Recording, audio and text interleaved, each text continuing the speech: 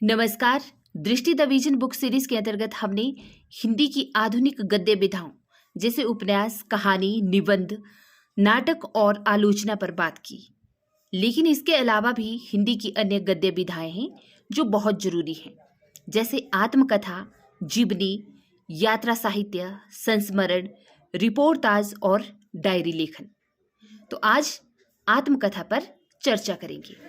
देखिए, अंग्रेजी भाषा के लिए शब्द यूज किया जाता है ऑटोबायोग्राफी, और इसी ऑटोबायोग्राफी को हिंदी में कहा जाता है आत्मकथा, जिसका क्रमशः अर्थ होता है जीवन और लिखना। यानी कि बायोग्राफी में बायोस और ग्राफिया शब्दों का अर्थ होता है जीवन और लिखना। जब कोई व्यक्ति साहित्यिक एवं कलात्मक ढंग से अपनी जीवनी स्वयं लिखता है ना, तो उसे आत्मकथा कहते हैं। आत्मकथा के संबंध में विद्वानों की परिभाषाएं देखते हैं। जैसे वियोगी हरि के अनुसार आत्मकथा जीवन की कुछ घटनाओं और अनुभूतियों की एक अभिव्यंजना है। हरिवंश राय बच्चन के अनुसार जीवन की एक तस्वीर है आत्मकथा। मिनेजर पांडे के अनुसार पूरा पूरा सच बोलना आत्मकथा या जीवनी लेखक की नैतिक ही नहीं बल्कि सौंदर्य बोध की भी शर्त है। और ब्रज भाषा में हिंदी की पहली आत्मकथा मानी जाती है बनारसी दास जैन द्वारा लिखी अर्धकथानक। और उसी तरह से खड़ी बोली में हिंदी की पहली आत्मकथा मानी जाती है सत्यानंद अग्निहोत्री की मुझ में देव जीवन का विकास। मुंशी प्रेमचंद ने भी अपनी आत्मकथा लिखी जीवनसार नाम से, जो हंस पत्रिका में प्रकाशित हुई थी। और श्याम सुंदर दास ने भी आत्मकथा लिखी मेरी आत्म कहानी नाम से, जो हिंदी की बड़ी प्रसिद्ध आत्मकथा मानी जाती है। उसी तरह निराला की आत्मकथा शीर्षक से लेखक सूर्य प्रसाद दीक्षित ने निराला की आत्मकथा लिखी। निराला की आत्मकथा शीर्षक से ही 1970 ईस्वी में प्रकाशित हुई। और गर्दिश के दिन नाम से लेखक कमलेश्वर ने हिंदी व बाकी अन्य भारतीय भाषाओं में 12 लेखकों की आत्मकथाओं का संपादन भी किया। भैरवी तंत्र नाम से राजकमल चौधरी ने अपनी आत्मकथा लिखी। फिर 1984 ईस्वी में विष्णु चंद्र शर्मा ने मुक्तिबोध की आत्मकथा लिखी। उसी तरह से रामदर्श मिश्र की आत्मकथा 4 भागों में आती है। जहां मैं खड़ा हूं, रोशनी की पगडंडियां, टूटते बनते दिन और उत्तर पथ नाम से। और फिर इसे समय है सहचर शीर्षक देकर संकलित करके 1991 ईस्वी में प्रकाशित किया जाता है।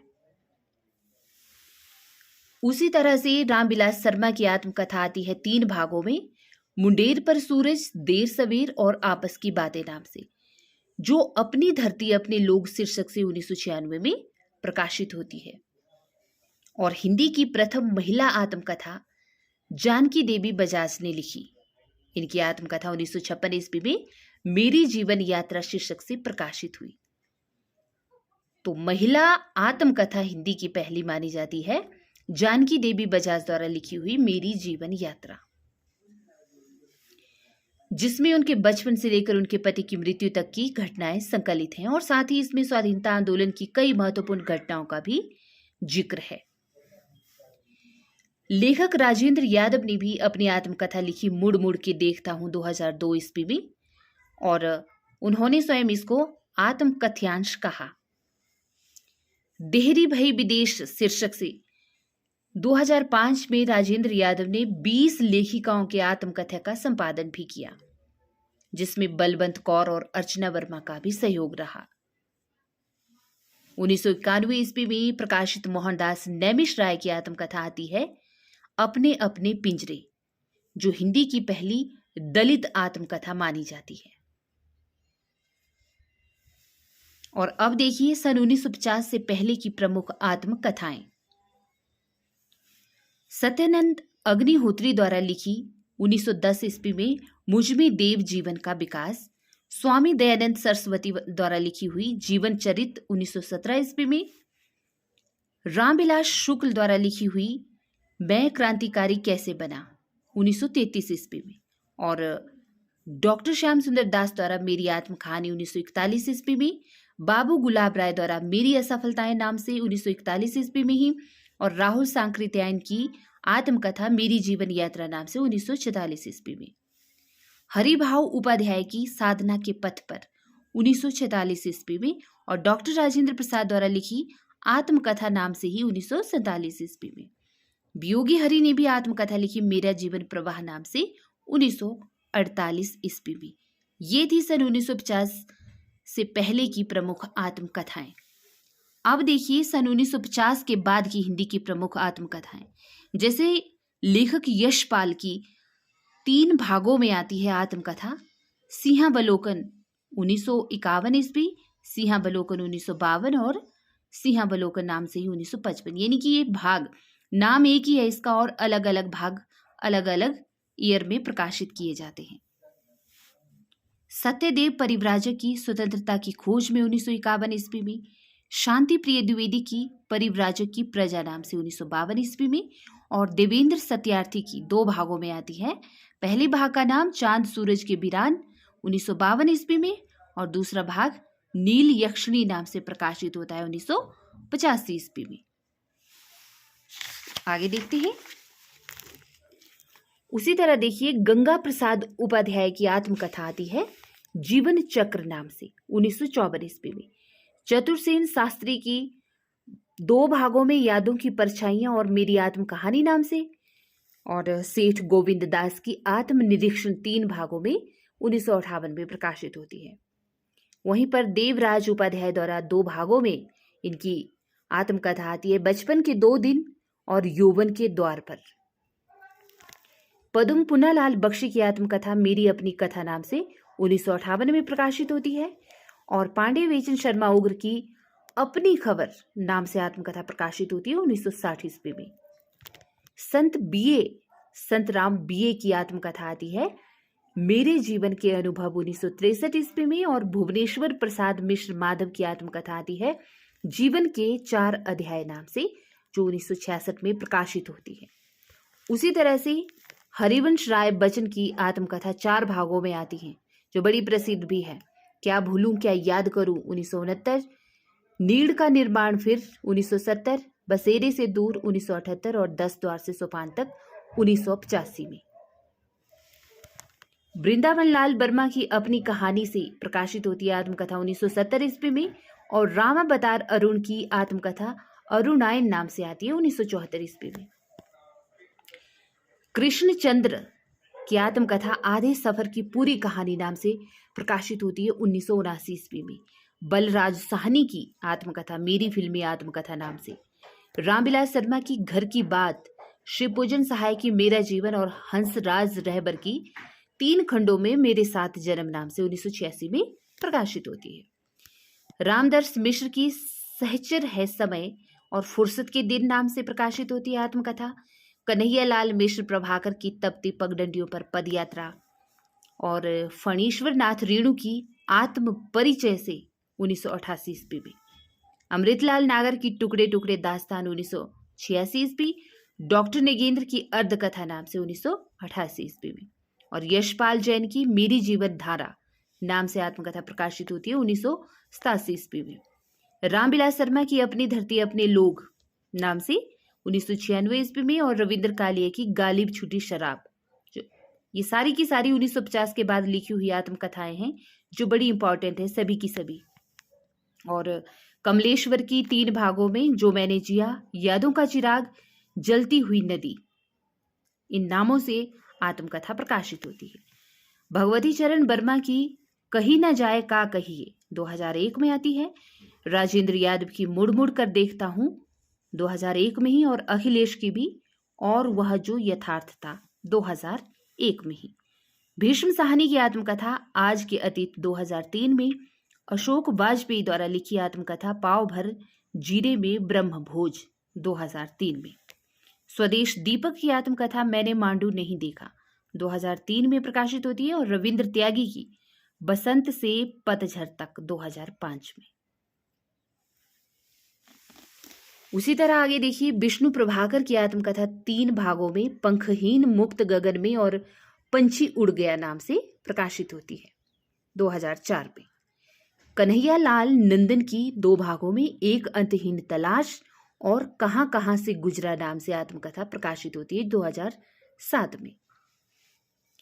उसी तरह डॉक्टर देवेश ठाकुर की यूं ही जिया, कृष्ण बलदेव वैद्य की शम अ हर रंग में, नंद चतुर्वेदी की अतीत राग, जावेद हुसैन की रेत पर खेमा, सुमित्रा नंदन पंत की 60 वर्ष एक रेखांकन, मिथिलेश्वर की कहां तक कहें युगों की बात 2011 में और स्वयं प्रकाश की धूप में नंगे पांव 2019 में प्रकाशित होती है।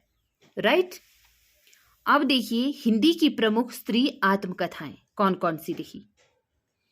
जैसे जानकी देवी बजाज की आत्मकथा आती है 1956 ईस्वी में, मेरी जीवन यात्रा, जो हिंदी की प्रमुख स्त्री महिला आत्मकथा मानी जाती है, पहली जानकी देवी बजाज, और उनके द्वारा लिखी मेरी जीवन यात्रा हिंदी की पहली महिला आत्मकथा मानी जाती है।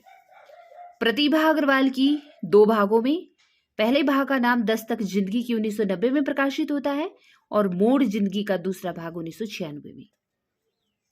कुसुम अंसिल की आत्मकथा आती है जो कहा नहीं गया 1996 में प्रकाशित होती है।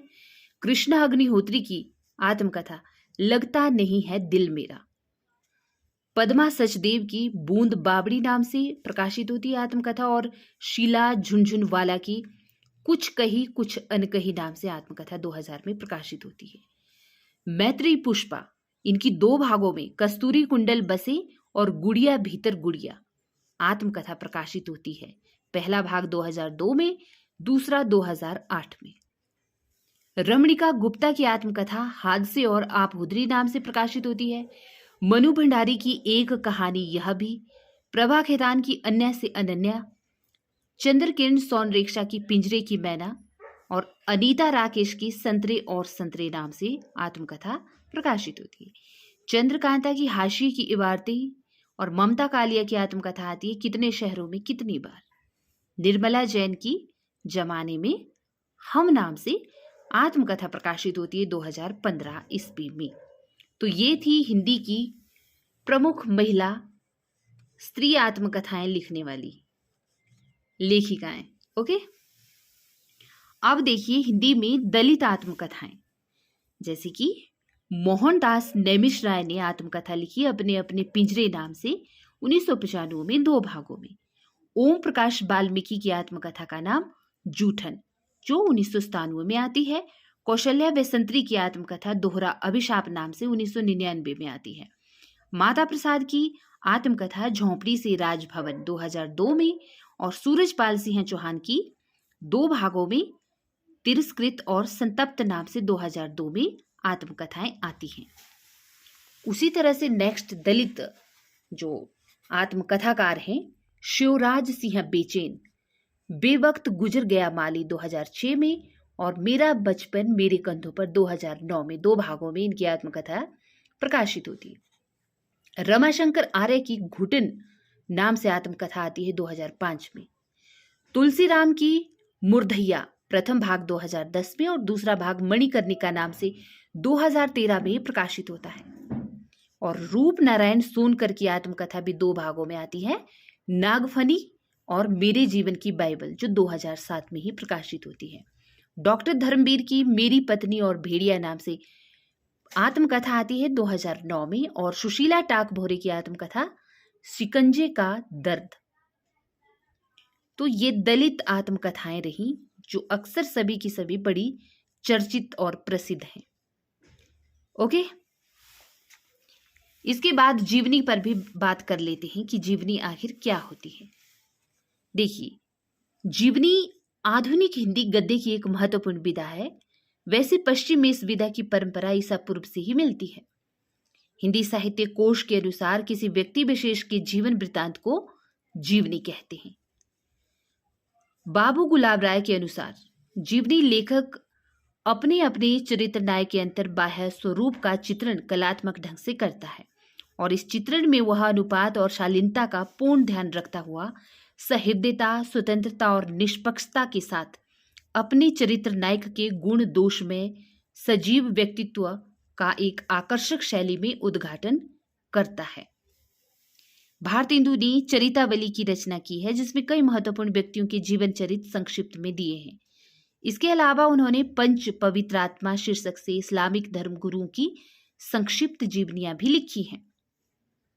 तो यहाँ पर आप आत्मकथा और जीवनी में भी अंतर समझ पाएंगे कि जीवनी क्या होती है और आत्मकथा क्या होती है। महावीर प्रसाद द्विवेदी ने जीवनी अथवा जीवन चरित्र जैसी 5 पुस्तकों की रचना की, जिनमें प्रमुख है प्राचीन पंडित और कवि, सुकवि संकीर्तन और चरित चर्चा। राजनीतिक व्यक्ति चरित्र लिखने वालों में महापंडित राहुल सांकृत्यायन का नाम सर्व प्रमुख है। ओंकार शब्द द्वारा लिखित राम मनोहर लोहिया 1971 ईस्वी में राजनीतिक जीवन पर लिखी गई महत्वपूर्ण जीवनी मानी जाती है और गोपाल शर्मा शास्त्री को हिंदी का प्रथम जीवनीकार माना जाता है। अब देखेंगे हम प्रमुख जीवनियां लिखने वाले लेखक कौन रहे। जैसे गोपाल शर्मा शास्त्री द्वारा दयानंद दिग्विजय जीवनी लिखी गई 1881 में। बाबू राधा कृष्ण दास द्वारा बाबू भारतेंदु बाबू हरिश्चंद्र का जीवन चरित्र लिखा गया 1904 में। शिवनंदन ने भी हरिश्चंद्र नाम से 1905 में जीवनी लिखी और ये जिन व्यक्तियों के नाम है, जिन लेखकों के, उन्हीं पर लिखी है। मतलब जीवनी किसी दूसरे के द्वारा लिखी जाती है, किसी प्रसिद्ध व्यक्ति के बारे में, और आत्मकथा स्वयं के बारे में ही लिखी जाती है। राइट। आचार्य रामचंद्र शुक्ल ने बाबू राधा कृष्ण दास जीवनी लिखी 1913 में। घनश्याम दास बिरला ने बापू नाम से जीवनी लिखी 1940 ईस्वी में। सुशीला नायर ने बापू के कारावास की कहानी 1949 में, यानी कि महात्मा गांधी को ही बापू कहते थे ना, तो उनके बारे में। ब्रजरतन दास ने भारतेंदु हरिश्चंद्र पर जीवनी लिखी, भारतेंदु हरिश्चंद्र नाम से 1948 में, और रामचंद्र वर्मा ने महात्मा गांधी नाम से 1919 में जीवनी लिखी। उसी तरह से देखिए राम वृक्ष बेनीपुरी ने जयप्रकाश नारायण पर 1951 में जीवनी लिखी। राहुल सांकृत्यायन ने स्टालिन पर जीवनी लिखी 1954 में, और राहुल सांकृत्यायन ने कार्ल मार्क्स, लेनिन, माओ त्से तुंग, इन सब पर जीवनियां लिखी हैं। ऋषि जैमिनी कौशिक ने माखनलाल चतुर्वेदी पर जीवनी लिखी, और जिनेंद्र ने अकाल पुरुष गांधी करके महात्मा गांधी पर ही जीवनी लिखी 1968 में। हंसराज रहबर ने योद्धा सन्यासी विवेकानंद पर जीवनी लिखी। डॉक्टर श्री प्रसाद सिंह ने उत्तर योगी श्री अरविंद नाम से जीवनी लिखी 1972 में। अमृतलाल नागर ने चैतन्य महाप्रभु पर लिखी। चंद्रशेखर शुक्ल ने आचार्य रामचंद्र शुक्ल जीवन और कृतित्व नाम से आचार्य रामचंद्र शुक्ल पर जीवनी लिखी 1963 ईस्वी में।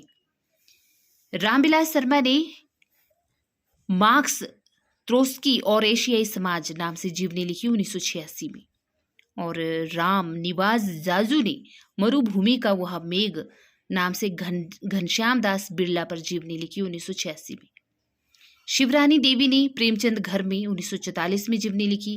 प्रेमचंद की वाइफ थी शिवरानी देवी, है ना, तो उन्होंने प्रेमचंद पर जीवनी लिखी, प्रेमचंद घर में नाम से। प्रेमचंद के बेटे अमृत राय ने कलम का सिपाही नाम से 1962 में जीवनी लिखी अपने फादर प्रेमचंद की संबंध में। मदन गोपाल ने जीवनी लिखी कलम का मजदूर नाम से 1964 में। भगवती प्रसाद सिंह मनीषी की लोक यात्रा नाम से इन्होंने जीवनी लिखी है। रामविलास शर्मा ने निराला की साहित्य साधना नाम से जीवनी लिखी है सूर्यकांत त्रिपाठी निराला पर। विष्णु प्रभाकर ने आवारा मसीहा नाम से शरद चंद्र चट्टोपाध्याय पर जीवनी लिखी है, सन 1974 में प्रकाशित होती है। शांति जोशी ने सुमित्रा नंदन पंत जीवन और साहित्य नाम से पंत पर जीवनी लिखी। शिवसागर मिश्र ने दिनकर पर जीवनी लिखी, दिनकर एक सहज पुरुष नाम से। शोभाकांत ने नागार्जुन पर बाबूजी नाम से जीवनी लिखी जो 1991 में प्रकाशित हुई। विष्णुचंद्र शर्मा ने अग्नि सेतु नाम से नजरुल इस्लाम पर जीवनी लिखी 1976 में। जगदीश चंद्र माथुर ने जिन्होंने जीना जाना इस नाम से जीवनी लिखी है। तेज बहादुर चौधरी ने मेरे बड़े भाई शमशेर जी नाम से जीवनी लिखी 1995 में जो प्रकाशित होती है।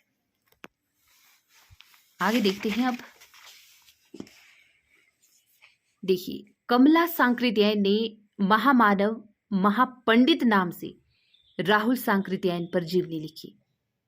विष्णुचंद्र शर्मा ने समय साम्यवादी नाम से राहुल सांकृत्यायन पर जीवनी लिखी। प्रतिभा अग्रवाल ने प्यारे हरिश्चंद्र जू नाम से हरिश्चंद्र पर जीवनी लिखी और सुलोचना रांगे ने रांगे राघव एक अंतरंग परिचय नाम से 1997 ईस्वी में लेखक रांगे राघव पर जीवनी लिखी। मदन मोहन ठाकुर ने लेखक राजेंद्र यादव नाम से ही उन पर जीवनी लिखी 1999 में, और बिंदु अग्रवाल ने स्मृति के झरोखे नाम से भारत भूषण अग्रवाल पर जीवनी लिखी।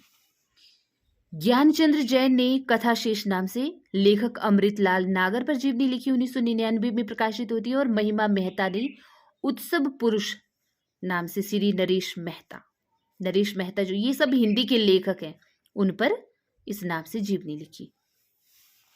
उसी तरह से कुमुद नागर ने बट वृक्ष की छाया में नाम से अमृतलाल नागर पर जीवनी लिखी जो 2006 में प्रकाशित होती है, और ज्ञानचंद्र जैन ने भारतेंदु हरिश्चंद्र एक व्यक्तित्व चित्र नाम से जीवनी लिखी।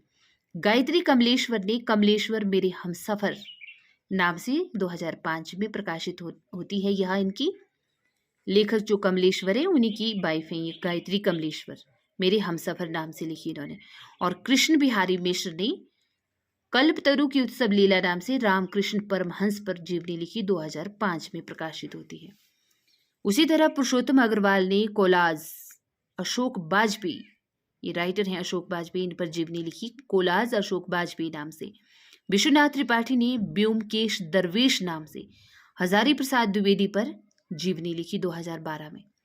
अखिलेश ने मकबूल नाम से 2011 में ही प्रकाशित होती है इनकी यह अखिलेश की मकबूल नाम से जीवनी। और राम कमल राय ने शिखर से सागर तक सचिदानंद हीरानंद बासियान अगेय पर जीवनी लिखी 1986 में प्रकाशित होती है। तो ये थी हिंदी की प्रमुख जीवनियां। आज हमने जाना आत्मकथा और जीवनी के बारे में। कल हम जानेंगे यात्रा साहित्य और संस्मरण के बारे में।